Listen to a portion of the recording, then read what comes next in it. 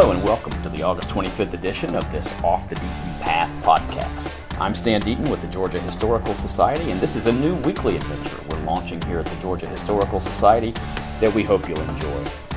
We are recording today from the back booth of the George and Vulture Tavern, and we welcome you to our podcast where we'll be talking about all kinds of things. History, of course, history in the news, things that are going on around us, but also books, TV shows, documentaries, whatever is on my mind. Good pizza, tasty bourbon, things that make me mad, and everything in between. So we hope that you'll come back here every week and check us out. Sometimes you'll have to suffer just listening to me talk by myself. Other weeks I'll have guest stars, many of whom probably will not be too ashamed to appear under their real names. So I want to get right to what we're talking about today. I think we all witnessed the events last weekend in Charlottesville.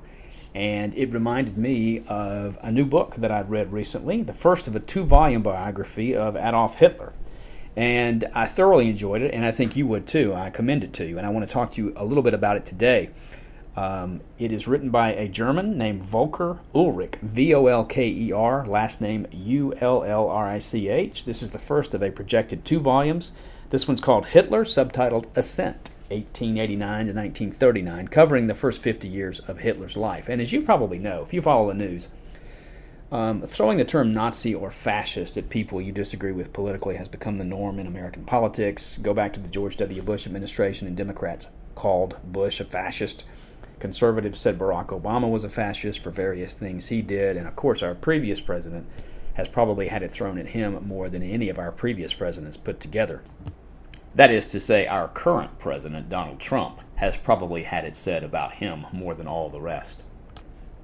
So for all kinds of reasons, I have a superficial knowledge of Hitler, like most people probably do, but I do have a fascination with World War II and the leaders of the 20th century, and he is certainly one. So I got this book for Christmas. I thought it was time to read it. Now, this book builds upon 3 previous Hitler biographies, and Ulrich cites them all very good ones. And believe it or not, there have really been only 3 good biographies of Hitler since 1945. One of them was Alan Bullock's book, published in the early 1950s. It was a psychobiography called Hitler, A Study in Tyranny. Joachim Fest, F-E-S-T, wrote a book in 1973 called Hitler, A Biography. And then in 1998 and 2000, Sir Ian Kershaw, a Brit, wrote a 2-volume biography that has sort of become the standard, and they are doorstops. Do not drop them on your toes. The first volume was subtitled Hubris, the Second Nemesis, and it really became the standard bearer. I think this new biography by Ulrich will become one of the standards as well. By the way, during the 2016 presidential campaign, the author was asked to comment on any similarities between Hitler and Donald Trump. And here's what he had to say, and I quote him: "I don't think it's appropriate to compare Donald Trump with Hitler. In my opinion, it significantly trivializes Hitler. And as a rule, Hitler comparisons are not about fairness. It doesn't matter whether they're historically valid or not. They have a political purpose. Hitler is considered the embodiment of evil, so when someone is compared to him, it's the same thing as rendering a devastating judgment about that person," unquote.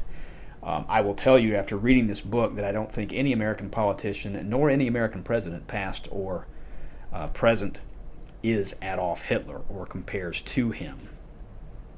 One of the things that Volker Ullrich wanted to do is to humanize Hitler, and that may startle you, and you may say, but Hitler was a monster and we can't humanize him. But I think it's absolutely essential that we do so.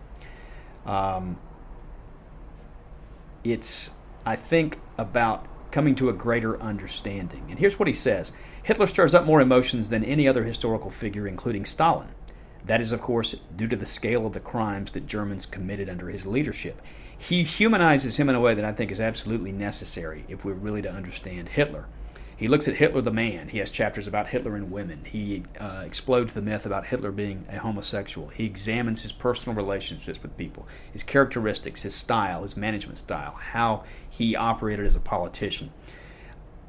More than anything else, he wants to humanize Hitler. And I think that is a good thing. And I want to quote here why I think it's a good thing. This is a quote from Spencer Tracy. You may have seen the movie Judgment at Nuremberg, which I think was made in 1961. As he rendered his verdict of guilty on the defendants, He said that one of the most shattering truths that emerged from the trial was this. He said, and I quote, "If he," meaning the Nazi defendant, "and all the other defendants had been degraded perverts, if all the leaders of the Third Reich had been sadistic monsters and maniacs, then these events would have no more moral significance than an earthquake or any other natural catastrophe. But this trial has shown that under a national crisis, ordinary and even able and extraordinary men can delude themselves into the commission of crimes so vast and heinous that they beggar the imagination." I think it's only when we really understand Hitler as a human being with the same kinds of emotions and fears and insecurities other people have that we can really begin to understand how he was able to influence the German people in such a monstrous way over a 12-year period. Now, all books about Hitler are usually have one common goal, that is, explaining him. How could such an insignificant man have come to such power and become so evil? How could this have happened? Why didn't the rest of the world prevent it? And most importantly of all, could this ever happen again? One of the really interesting stories in Volker Ulrich's biography of Hitler is his use of Joseph Goebbels' diaries. Now, Ian Kershaw had used these diaries in his 2 volumes, and the diaries themselves have a very interesting history. Joseph Goebbels understood his place in history. He, of course, was the propaganda minister for the Nazis, and beginning in 1923, he kept an almost daily diary. He had kept one before then, but he kept it almost daily, and at some point he began to use a stenographer. He understood these would be an important resource for history. So there's a lot of personal insights. Of course, you have to take all of this with a grain of salt because Goebbels had a vested interest in portraying himself, his brand, if you will, in a certain way, much the same as we all do on our own social media sites. But as the war wound down and he became conscious of the fact that he was probably not going to outlive the war and the Third Reich was probably going to go down in defeat, he had these diaries microfilmed, somewhat new technology at the time. To make a long story short, the microfilm diaries were sent to Potsdam, west of Berlin, where they were buried. The Soviets dug them up after the war and took them to Moscow, where they were really undiscovered until 1992, 47 years after the end of the war. The German historian Elke Froelich discovered them in 1992, began to publish them. They have been published in full in German, but only partially in English. But they are an absolutely essential source now for historians of the Third Reich. There's actually been a new biography of Goebbels out that I want to read as well. But I highly commend this biography to you. I don't have the time necessary to go through really and tell you all the good things in this book, and by good I mean enlightening, that you will understand about Hitler. One of the things that was new to me, and this speaks more about my ignorance of all of this than anything, is the fact that when Hitler came to power in 1933, the final solution, as it came to be known, the eradication of the Jews in Europe, was not fully formed. No one really at that time thought that it would end the way that it did. For a long time, certainly Ulrich does not minimize the anti-Semitism of Hitler or his followers. All of the vile things published in Mein Kampf were there for everyone to read and see and understand, but he makes it clear that the final solution was something that evolved over time. For a long time, even into 1938, laws were passed, conditions were such that they were simply trying to make things extremely uncomfortable for the Jewish population so that they would leave. It was only as Hitler's subordinates and Hitler himself began to look toward more radical solutions, and in some cases by subordinates who wanted to get Hitler's attention, the more radical things they came up with, the more it got his attention, and the final solution was one of those things. So that will be fully explicated in the next volume, but I thought that was really interesting and something that I'm not sure we understand in full today, that this was a policy that evolved over time, which I think gives you some insight into how things can start out one way and end up very badly in another way. Hitler was a gifted political tactician. I think one of the things that we fail to understand is, unlike our current president, who had no background as a politician, who had been somewhat of a celebrity in American popular culture for a number of years, but he had no political experience, Hitler was a gifted political tactician and a consummate actor. He appealed widely to all groups and classes, whoever he was talking to. Whether it was the working class or whether it was the elites, he had a way of making them understand and like him that I think made him very dangerous. So, why does all this matter, and why should we be reading about the Nazis? Well, I think in this country we have for too long believed that movements like National Socialism, the Nazis, and leaders like Hitler, that we were immune to that. We were inoculated. I think that we know now we're not. We witnessed the events in Charlottesville last weekend. I think we in this country are no more immune to this than the Germans were. And I want to end with a quote from Ulrich himself in his introduction.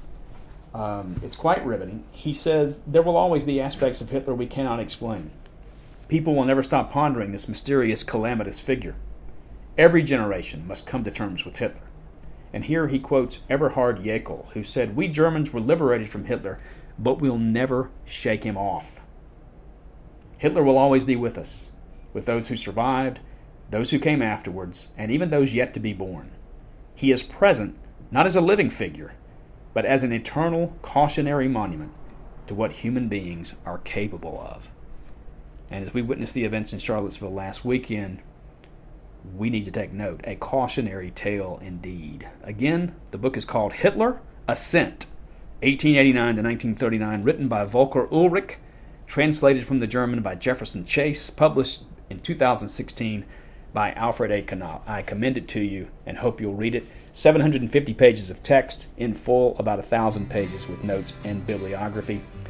Our producer today has been Bud Barkley, and I would kindly ask that if you have any complaints about this show, this week or any week, or anything negative to say, please direct all those comments to Bud. If you have anything nice to say or want to praise the show, please, by all means, email me at sdeaton@georgiahistory.com. You can learn about everything that's going on at the Georgia Historical Society at our website, georgiahistory.com. And please, if you will, take the time to check out and read my blog at Off the Deaton Path. Thank you for listening. I hope to see you here every week. We'll see you next week.